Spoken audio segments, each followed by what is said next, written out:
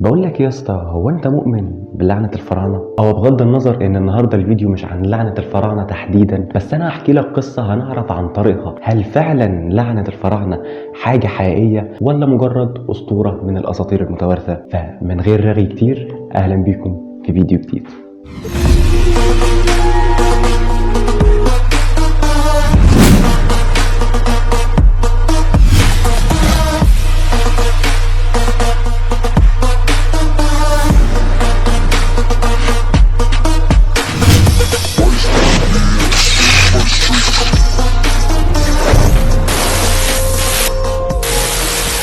في الأول بس وقبل ما أحكي لك أي حاجة، خليني أعرفك على الملك المصري توت عنخ آتون، واحد من أهم ملوك مصر القديمة وآخر ملوك الأسرة ال18، واللي اتولد في فترة كانت مصر فيها بتعاني من الاضطرابات السياسية وصراع الأديان، واللي مع مرور الوقت بيتوفى الملك إخناتون وبيتولى من بعده الحكم ابنه الملك توت عنخ آمون وهو في عمر ال9 سنين بس. وبسبب الصراع الديني اللي كانت مصر بتعاني فيه وقتها، بيقرر الملك توت عنخ آتون تغيير اسمه الى الاسم اللي احنا كلنا بنعرفه بيه دلوقتي وهو توت عنخ آمون. وحوار ان هو يغير اسمه من توت عنخ آتون لتوت عنخ آمون ما كانتش مجرد لعبة او كانت مجرد فراغ عنده، لا، ده الموضوع بالنسبة له كان تغيير الديانة المصرية اللي امر بيها والده إخناتون بتوحيد الاله آتون، واللي قرر عن طريقها يعمل توحيد للدين في مصر، واللي قرر بعد موته ابنه توت عنخ آتون انه يغير اسمه لتوت عنخ آمون ويرجع عبادة الاله آمون وتعدد الاديان في مصر من تاني. يعني زي ما تقول كده كانت محاولة لاصلاح ما افسده والده الملك إخناتون في صراع الاديان في مصر. بس هل قدر الملك توت عنخ آمون بعد كده بالحركة اللي عملها دي واعادة عبادة الملك آمون من تاني ان هو يحل الصراع الديني؟ والله يا اسطى يعني كان نفسي اقول لك بس للاسف وبرغم المحاولات الكتير للملك توت عنخ آمون لحل مشكلة الصراع الديني في مصر، لكنها بتفضل مستمرة، وبتفضل مشكلة صراع الأديان هي أكبر مشكلة كانت بتواجه الملك توت عنخ آمون طول فترة حكمه لمصر، واللي استمرت 10 سنين من أول ما كان عنده 9 سنين لحد ما بقى عنده 19 سنة، وده العمر اللي هو مات عليه. لحد ما تمر الأيام وتيجي سنة 1922 وعلى إيد العالم هوارد كارتر بيتم اكتشاف مقبرة الملك المصري توت عنخ آمون. وكان اكتشاف المقبرة في السنة دي بيعتبر هو الأيقونة المصرية لهذا العام، واللي لازال اكتشافها لحد النهاردة هو أحد أهم الاكتشافات الأثرية لحد النهاردة. وبالرغم من كل ده وبالرغم من أن الملك توت عنخ آمون يعتبر من أشهر ملوك مصر القديمة، لكن اللي حصل وقت اكتشاف المقبرة أن كانت مقبرة الملك توت عنخ آمون متواضعة جدا من ناحية الحجم ومن ناحية التصميم المعماري، ده طبعا مقارنة بالمقابر بتاعة الملوك اللي اكتشفوها قبل كده ومقارنة بالمقابر اللي اكتشفوها بجانب مقبرة الملك المصري توت عنخ آمون. لكن ده ما منعش ان مقتنيات مقبرة الملك توت عنخ آمون كانت فعلا ثمينة جدا، وبالرغم من تواضعها لكنها كانت مقبرة بتحتوي على 4 غرف وفيها حوالي 5400 قطعة أثرية تقريبا.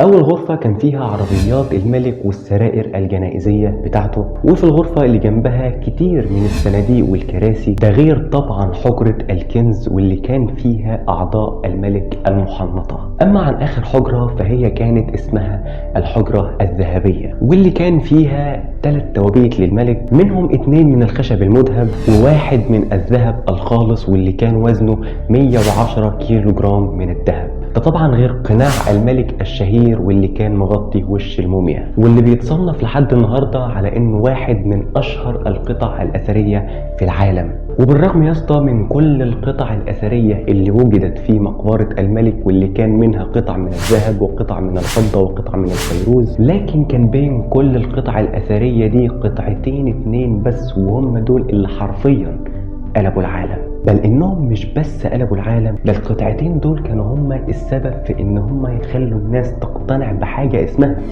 لعنة الفراعنة. اما عن القطعتين دول فهم كانوا ابواق الملك العسكرية واللي كان بيستخدمهم في الاحتفالات الخاصة. بس انا مش فاهم برضو يعني ايه علاقة الابواق بلعنة الفراعنة؟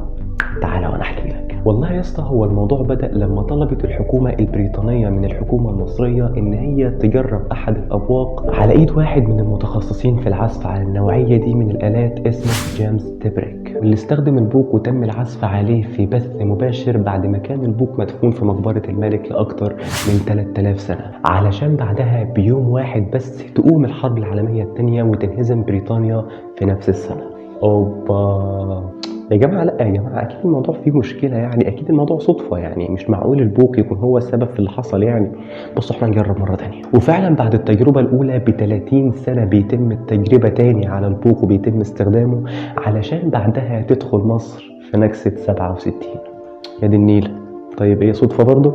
انا بصراحه بدات اشك، اكيد المشكله مش في البوق يعني يا جماعه، اكيد برضه صدفه، يعني مش معقول البوق هو السبب. احنا نجرب مره كمان. وفعلا بيتم استخدام البوق والتجربه عليه تاني للمره الثالثه. الفكره وان اللي حصل لحد اللحظه دي ان ما كانش فيه ربط من الناس بين لعنه البوق وما بين الحدث او الكارثه اللي بتحصل بعدها بفتره بسيطه، وعلشان كده وبسبب ان هم ما كانوش بيربطوا الاحداث اللي بتحصل في العالم بعد النفخ في البوق، قرروا ينفخوا في البوق للمره الثالثه. والمره دي تم النفخ في البوق سنه 1990 علشان من بعدها تقوم حرب الخليج.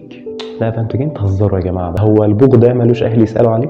واخر تجربه تم استخدام البوق فيها كان سنه 2011 على ايد فوق سياحي في المتحف المصري في ميدان التحرير، علشان بعدها بايام تقوم ثوره 25 يناير في ميدان التحرير برضه. ومن بعد اللي حصل في 2011 وخبراء الاثار بداوا يحسوا ان البوق ده وراه سر. يا الله انت لسه فاكر؟ طب الحمد لله انك خدت بالك والله قبل ما نموت كلنا. لكن وبرغم اللي حصل ده كله كان البوق الملعون هو سر اهتمام العالم كله بالملك المصري ومقتنياته، وده كان السر اللي خلى الملك توت عنخ امون هو الملك المصري الوحيد اللي بيتم عرض مقتنياته في معارض مخصصه لحد النهارده. وده اللي شجع الحكومه المصريه ان هي تخصص مكان في المتحف المصري الكبير لعرض مقتنيات الملك توت عنخ امون كامله لاول مره. اما عن افتتاح المتحف المصري الكبير فان شاء الله هيكون ليه فيديو مخصص وهنتكلم عنه بالتفاصيل قبل افتتاحه بكام يوم. وبما ان لحد دلوقتي ما تمش الاعلان عن ميعاد الافتتاح الرسمي، فان شاء الله هنبقى ننزل بوست عن ميعاد الافتتاح في صفحتنا الرسميه على فيسبوك اللي هسيب لك اللينك بتاعها في الديسكربشن عشان تعمل لها فولو